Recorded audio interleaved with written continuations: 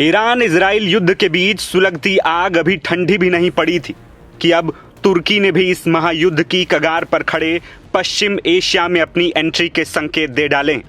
तुर्की की सीधी चुनौती इजराइल को है, जिसने पूरी दुनिया को डरा दिया है कि कहीं एक नया भू राजनीतिक संकट फिर से न खड़ा हो जाए।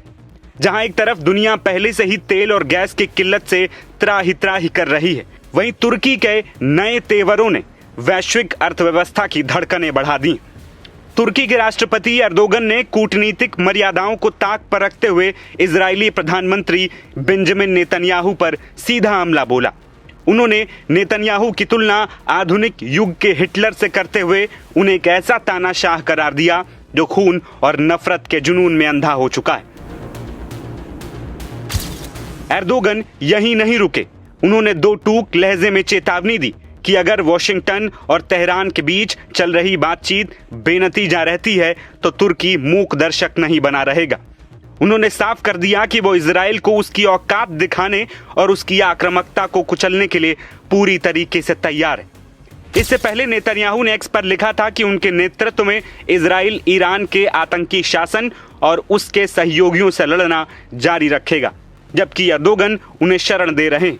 नेतन्याहू के इसी बयान पर एर्दोगन ने पलटवार करते हुए हमला करने की धमकी दे डाली।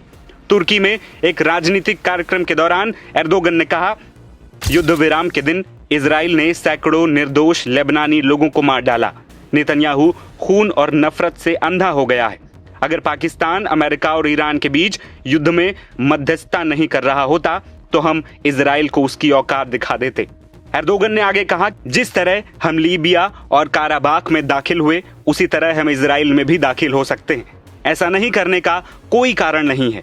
इसके लिए ताकत और एकता की आवश्यकता होगी।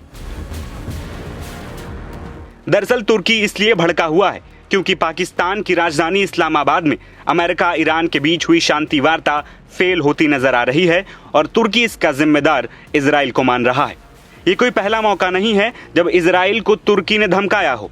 एर्दोगन खास तौर पर गजा में हमलों के बाद इजराइल के खिलाफ आक्रामक रुख अपनाए हुए। जुलाई 2024 में एर्दोगन ने तुर्की के शहर राइज में इजराइल को धमकाया था। इजराइल सेना को उन्होंने गाजा वासियों के खून का प्यासा कहा था।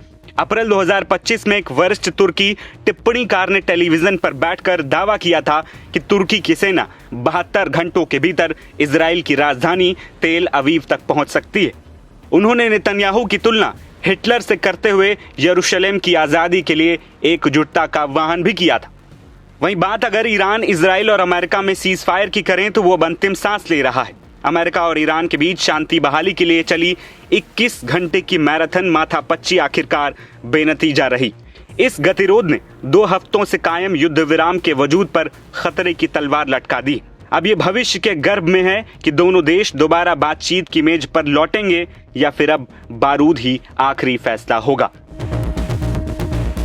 नवभारत टाइम्स की रिपोर्ट।